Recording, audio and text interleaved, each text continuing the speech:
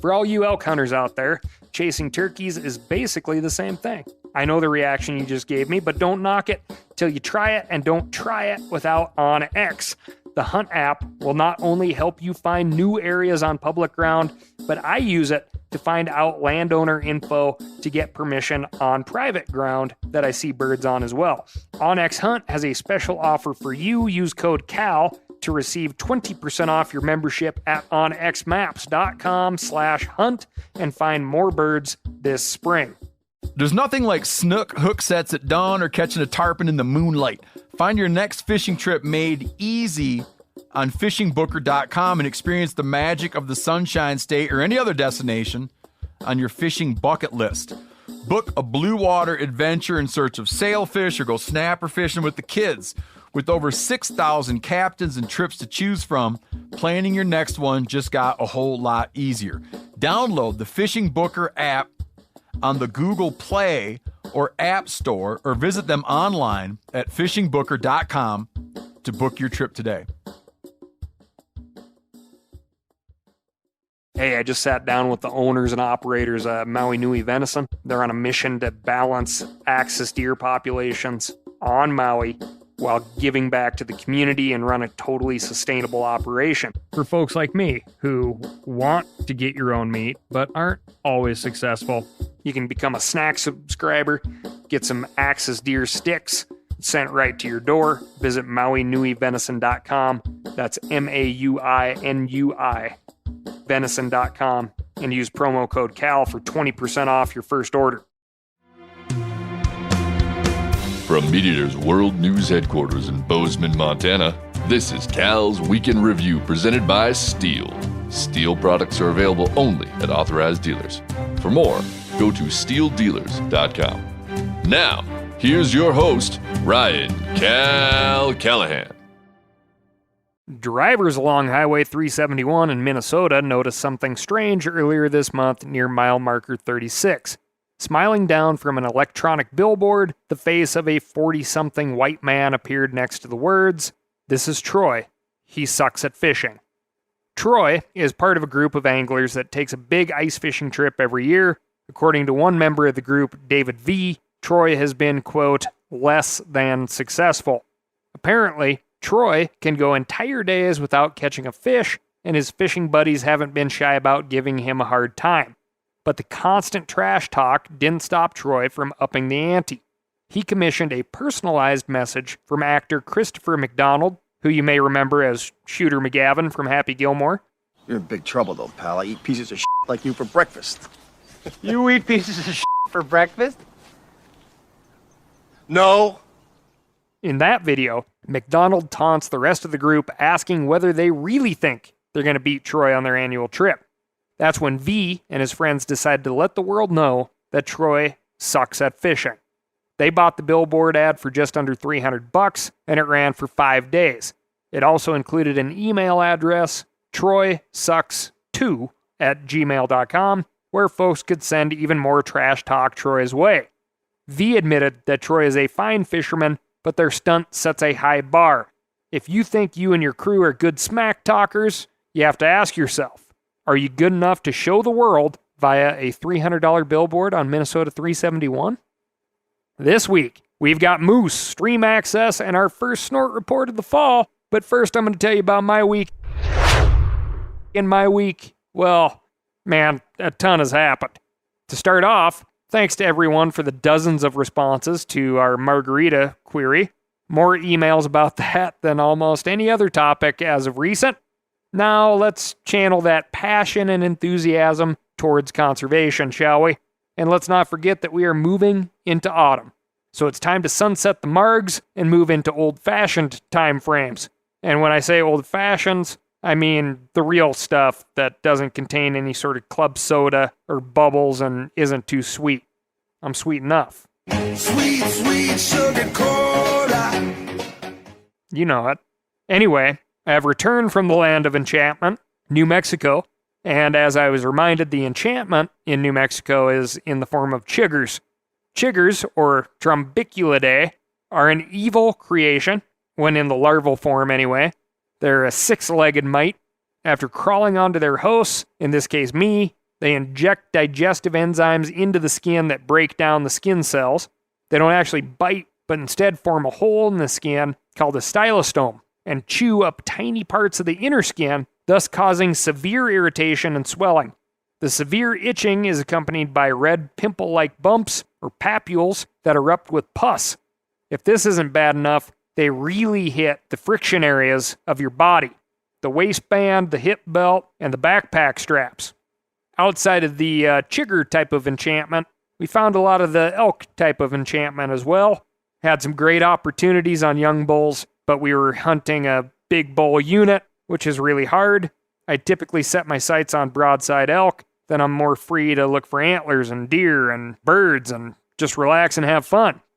I had a seriously quartered away shot at 20 yards or so on a small 5-point bull, which was tempting, but the arrows I throw are very heavy and slow, so I did not let go of the string. Awesome hiking, hunting, and a great time with Jason Phelps. That guy really can call elk. Moving on to the Snort Report. We are only 3 days into our Montana bird season. Snort has been a little slow out of the gate. I honestly wonder if she has some sort of a bug or ailment, as her endurance seems to be down. She's getting fatigued easily, it seems. We've had a few opportunities, but managed a Hungarian partridge, 2 dove, and a sharptail. 2 sharptails, actually. Despite the fatigue, Snort's nose is in incredible shape, and she marks birds and recognizes cover very well. She's still a joy to watch. Just don't know why she's moving so slow. And honestly, her nose is so good, and I do believe she's smart. She may just be telling me that the birds aren't there. Of course, she's correct. I feel like we need to find some new country to work.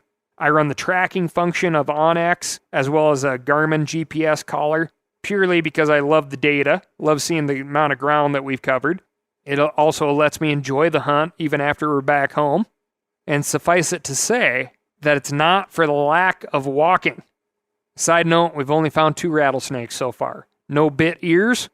More to come with the Snort Report. The season is just warming up, and the temps are going to start dropping, so goodbye snakes. Moving on to the moose desk. Climate change is a bad thing, there's no question about that, but as winters start later and end earlier, certain species will increase their range. The moose in western Alaska are a great example. Thanks to listener John Hansen for sending this one in. Shrubs are expanding across the tundra in a phenomenon scientists are calling, and I swear I'm not making this up, shrubification. I would have loved to have been in the room when they came up with that term. I imagine the guy responsible for naming things left his Latin dictionary at home, so they went with the intern suggestion, shrubification. Anyway, moose love shrubs, especially the scrubby willows that shoot up at the edges of the frozen tundra. Shrubification is visible from space, and while moose don't have spaceships, they do have an excellent sense of smell. They've been loving the additional forage, and their numbers on the Togiak National Wildlife Refuge have increased 4-fold.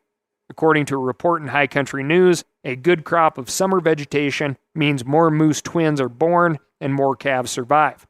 As moose numbers increase, rural Alaskans have historically survived on caribou meat turned to moose. This fall and winter, bag limits for local hunters are more liberal than usual in parts of Bristol Bay and the Yukon-Kuskokwim Delta. Hunters can harvest 2 moose each, including antlerless cows. Managers hope this will help be a boon to the people living in these areas and protect the moose herd from growing too large. Too many moose could overforage an area and lead to a population crash. As caribou numbers drop and salmon runs become less predictable, wildlife managers want to make sure the moose remain on the landscape. It's worth noting that moose aren't expanding across the entire state. East of the Togiak National Wildlife Refuge, numbers are dropping, with the finger being pointed towards bears, which are predating on calves. Shrubification is just one factor among many, and not all moose are enjoying its effects, but it will be interesting to see how climate change impacts the species we love to hunt, and whether those changes will offer additional opportunities that weren't possible just a few decades ago. Be kind of like buying a house in Miami a block from the beach. It's just a matter of time. Moving on to the rewilding desk. Warmer weather is great for moose in Alaska, but it's not so great for the elephants, giraffes, and impalas in Zimbabwe.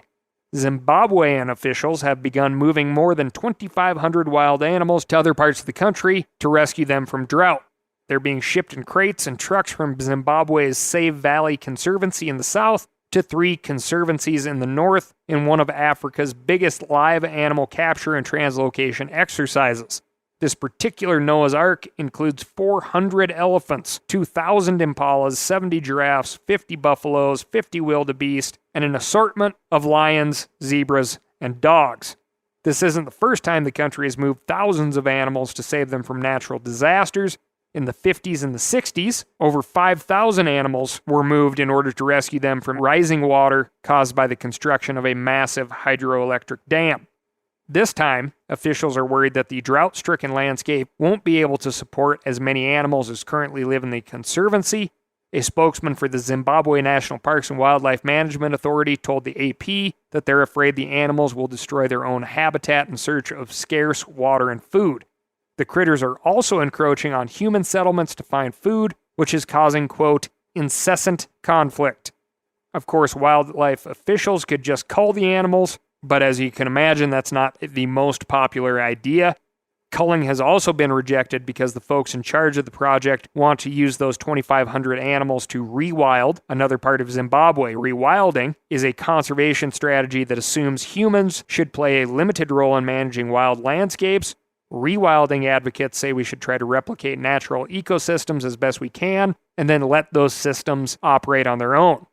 In Zimbabwe, elephants and zebras aren't just being moved to escape drought, they're being relocated to the Zambezi River Valley to rebuild the wildlife populations there.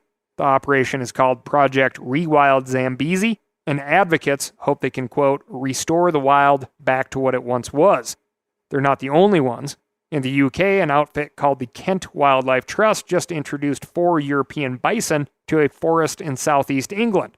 The European bison is not native to England, but project managers believe the European variety will mimic a native species of forest bison that was there during the Pleistocene.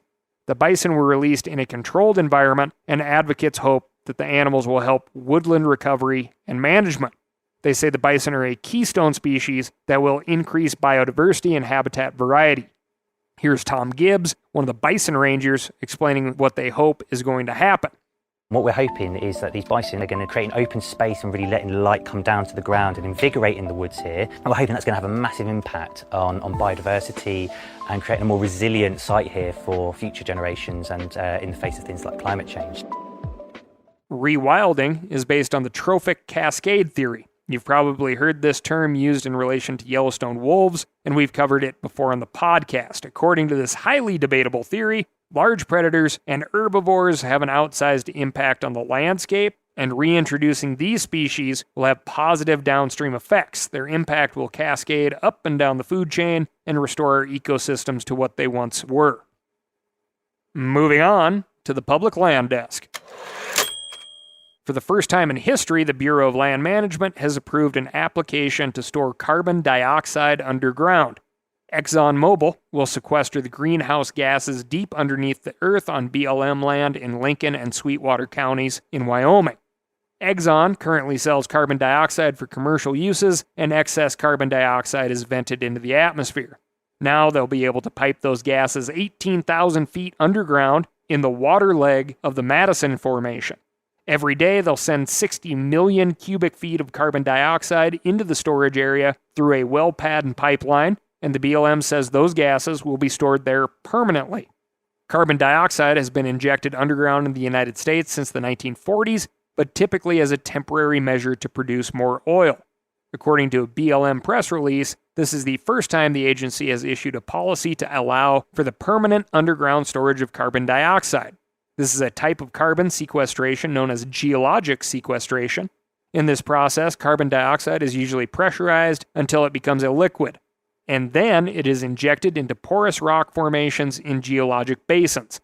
The other type of carbon sequestration, biologic sequestration, refers to storage of atmospheric carbon in vegetation, soils, woody products, and aquatic environments.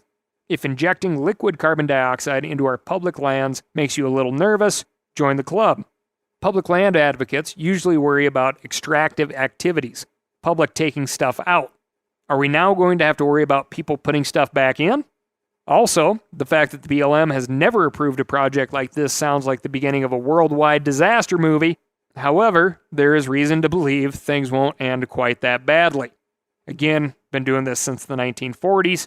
In 2020, the National Energy Technology Laboratory released a technical report explaining why geologic carbon sequestration is safe for both humans and the environment. In the past 20 years, the U.S. Department of Energy has spent $1 billion, that's billion with a B, researching this kind of sequestration. Combine those 20 years of experience with the oil industry's 5 decades of experience, and the BLM's decision doesn't sound like such an outlier. In 2019, for example, more than 25 million metric tons of CO2 were injected into the earth, and the Department of Energy has not observed any impacts to human health or the environment.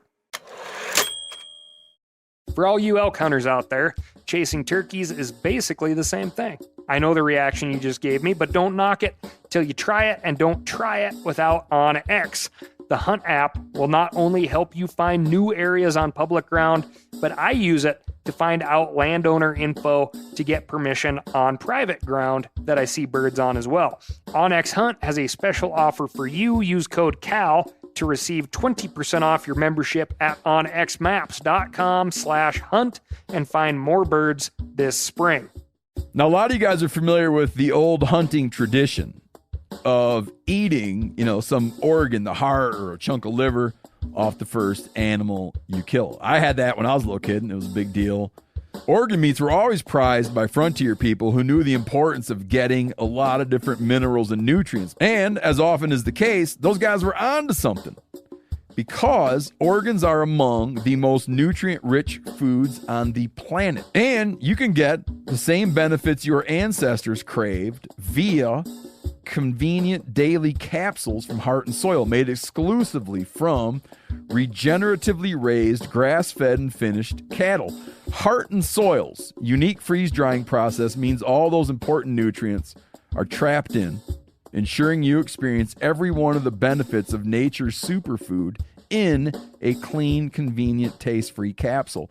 Find out more at heartandsoil.co. And make sure to use code MeatEater for 10% off your purchase. That's heartandsoil.co. Use the code MeatEater. We've all seen plenty of gadgets and fads come and go, but here's one product that stood the test of time: Seafoam Motor Treatment. Lots of hunters and anglers know that Seafoam helps engines run better and last longer. It's really simple. When you pour it in your gas tank, Seafoam cleans harmful fuel deposits that cause engine problems. I'm talking common stuff like hard starts, rough engine performance, or lost fuel economy. Seafoam is an easy way to prevent or overcome these problems. Just pour a can in your gas tank and let it clean your fuel system. You probably know someone who has used a can of Seafoam to get their truck or boat going again. I guarantee you've listened to them, because I use it regularly.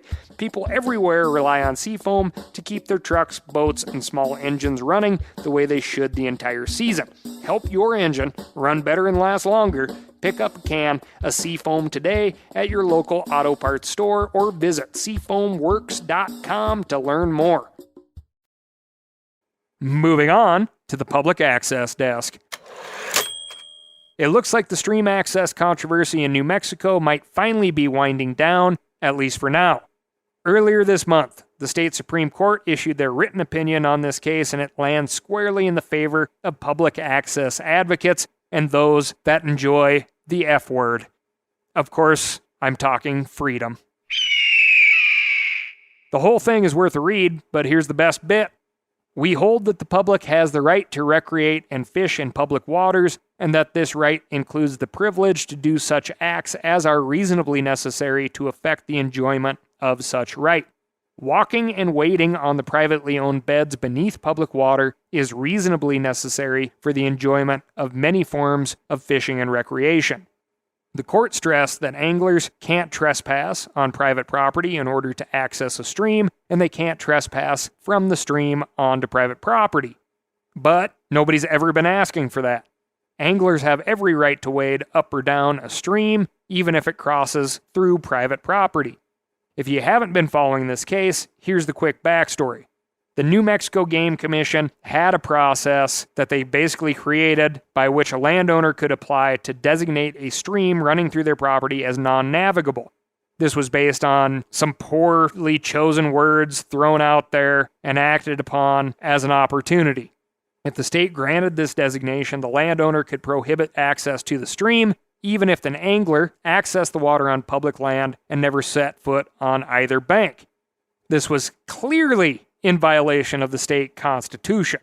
The Adobe Whitewater Club of New Mexico, the New Mexico Wildlife Federation, and the New Mexico chapter of Backcountry Hunters and Anglers challenged the regulations in a lawsuit filed with the state Supreme Court. The court issued a verbal ruling when they heard the case, but a small minority of landowners were reportedly not complying with the ruling because the court had not yet issued a written opinion. Those landowners were from Texas.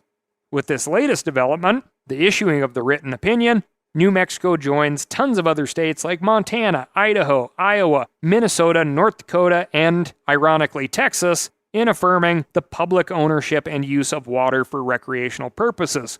We can celebrate this victory, but it's not an excuse to act like a yahoo.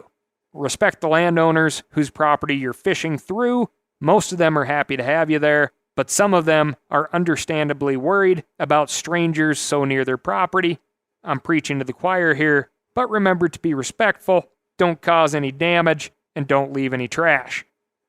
Moving on to the waterfowl desk. Several of you wrote in recently about the decision by the United States Department of Agriculture to ban all imports of hunter-harvested waterfowl meat from Canada. The move was designed to prevent the spread of bird flu, but as meat eater Sean Weaver pointed out in an article on themeateater.com, this decision put American waterfowl hunters in an impossible dilemma.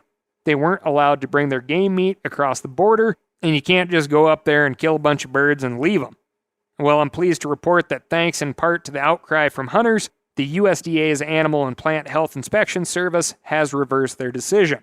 Rather than bar all hunter-harvested wild game bird carcasses, the USDA is requiring hunters to process their take according to a multi-step process. First, hunters must remove the viscera, head, neck, feet, skin, and one wing from the bird. The remaining wing, as you likely know, has to have the feathers attached and is required by the U.S. Fish and Wildlife Service for species identification. Carcasses must be chilled or frozen. They must be rinsed in fresh, clean, potable water prior to packaging, and they must not have visible evidence of contamination with dirt, blood, or feces. Carcasses must also be imported in leak-proof plastic packaging and stored in a leak-proof container or cooler for transport. Cooked or cured meat is still not allowed because that makes species identification impossible. Taxidermy trophies must either be fully finished or accompanied by a VS import permit or consigned directly to a USDA-approved establishment. Karen Waldrop, Ducks Unlimited Chief Conservation Officer, told me she's grateful the USDA was willing to sit down with her and find an alternative solution. Well, first, I'd like to thank USDA APHIS and their staff for sitting down and being willing to talk to us and discuss the science behind this. What are some opportunities to maybe change this ban, this full-out ban, to something to where hunters can bring their birds back, their harvest back into the states? So I want to thank the senior leadership and also the staff that sat down and worked with us on some of this and some of the information that we were able to provide to them to help inform their decision going forward. It isn't every day a big federal agency resolves a bad decision so quickly. The updated guidance was issued less than 2 weeks after the initial ban went into effect, which is lightning fast for government bureaucracy. Ducks Unlimited, Delta Waterfowl, and the Congressional Sportsmen's Foundation were all involved in making this happen, and they wouldn't have succeeded without support from hunters like you. Moving on to the legal desk. In Wyoming, the owner of Elk Mountain Ranch is claiming over $7 million in damages after 4 Missouri hunters corner-crossed into the airspace of his property, according to a new report in WyoFile. This is the same corner-crossing case we've been tracking closely for nearly a year. 4 hunters from Missouri used a ladder to cross between one block of public land to another at the point where the corners touch. They were exonerated of criminal trespass charges, but a civil case is still before the U.S. District Court in Wyoming. For that grave sin of bruising airspace on Elk Mountain Ranch, the owner, a North Carolina businessman named Frederick Eshelman, is claiming that the hunters damaged his property to the tune of as much as $7.75 million. The hunters never set foot on the property, so you might be asking yourself, where does Eshelman get the nerve to ask for such a huge sum of money? Eshelman is claiming damages for several things, such as the time it took ranch employees to confront the legally hunting hunters that never should have been confronted. Then the bulk of the $7 million figure is based on the supposed devaluation of the ranch in the event that the court rules in favor of the hunters. Eshelman is arguing that if the court decides that corner crossing is legal, his ranch will be worth 10 to 15% less than it currently is. Oh my God! He admitted! He will no longer have exclusive access to those public blocks, which will bring his property value down from its current $31 million value. In other words, he's acknowledging that he has a monetary stake in excluding the public from public property. He's also admitting that he thinks that buying a property that was valued, as he claims, on a flimsy idea of people not being able to walk from public land to public land while only stepping on public land was a bad idea. But instead of admitting that that was a poor gamble to make, he wants somebody else to pay for it. Public land, bro. Nobody is advocating that people get a step on your private property. The Wyoming chapter of Backcountry Hunters and Anglers has been funding the hunters' case. Land Tawney, the president and CEO of BHA, called the filing the most egregious thing I've ever seen. He characterized the astronomical figure as a scare tactic meant to bully the Missouri hunters into backing down. If you'd like to stand with these fellows, show your support by donating to the Corner Crossing Legal Fee fundraiser on GoFundMe, or you can donate directly to Wyoming Backcountry Hunters and Anglers, which of course is a 501c3 nonprofit. In another legal update, a judge has allowed a group of conservation organizations to intervene in a lawsuit that could impact the entire Montana elk herd.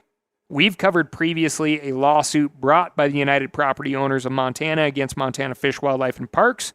The lawsuit asked the court to require Montana FWP to reduce the state's elk herd by about 50,000 animals. It would also transfer power to set wildlife policy from the state's Game Commission to the state legislature. A coalition of conservation and wildlife groups that includes the Montana Wildlife Federation, Montana Backcountry Hunters and Anglers, and the Montana Bow Hunters Association, among others, filed a motion to intervene in the case. This would make them the official third parties in the suit, which gives them the right to have their own legal representation. While the judge did not grant the request as it relates to elk management criteria, she is allowing them to intervene regarding a law requiring landowners to allow public access to receive game damage assistance. This was a crucial part of the suit, and the judge ruled that as public land advocates, these groups have standing to intervene. That's all I've got for you this week. Thank you so much for listening. Remember to write in to ASKCAL, that's askcal@themeateater.com, and let me know what's going on in your neck of the woods. As we're getting closer to fall, you may find yourself in need of a clean, quiet, powerful chainsaw. Well, I'm here to remind you, go to steeldealers.com. You can find a local, knowledgeable steel dealer near you. They'll get you set up with what you need and not try to send you home with what you don't. Thanks again, and I'll talk to you next week.